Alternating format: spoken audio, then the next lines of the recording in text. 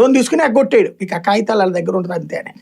But అతని వల్ల కాల, అక్కడికి లేని ప్లేస్లో ఎట్లా ఇస్తారు, అందులో బల్క్ అమౌంట్ కావాలన్నప్పుడు అది ఇప్పించలేకపోయాడు లోను. ఆ డబ్బులు వెనక్కి రాలి, నేను ఇచ్చేసానన్నాడు, ఏం చేయమంటారని అడుగుతున్నాడు. కాబట్టి ఇక ఆ సెటిల్మెంట్ అయిపోయింది.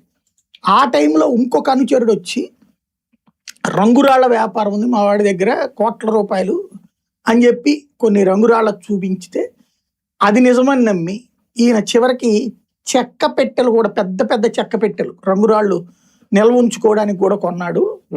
అయ్యన్నిటి వ్యవహారాలకు గాను మళ్ళీ వీళ్ళ దగ్గరే అప్పు, ఈ పక్కనున్న అనుచరుల దగ్గరనే తీసుకున్నాడు. ఇలా తీసుకునేటటువంటి క్రమంలో అది తర్వాత చూస్తే ఫేక్ అని తేలింది.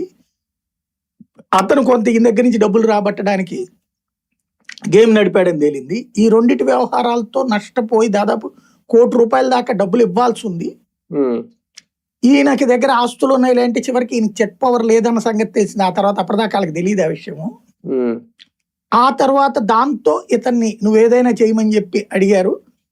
ఇతను ఏం చేయాలో అర్థం కాని పరిస్థితుల్లో ఉన్నప్పుడు ఈయనకున్నటువంటి సహజ సిద్ధమైన ఆడవాళ్ల బలహీనత కారణంగా ఇందులో ఇటు ఇద్దరికి సంబంధించినటువంటి ఒకళ్ళ భార్య ఒకళ్ళ తల్లితో ఈయన అక్రమ సంబంధం కలిగి ఉండటం, వాళ్ళు కసిగట్టి ఉండటం.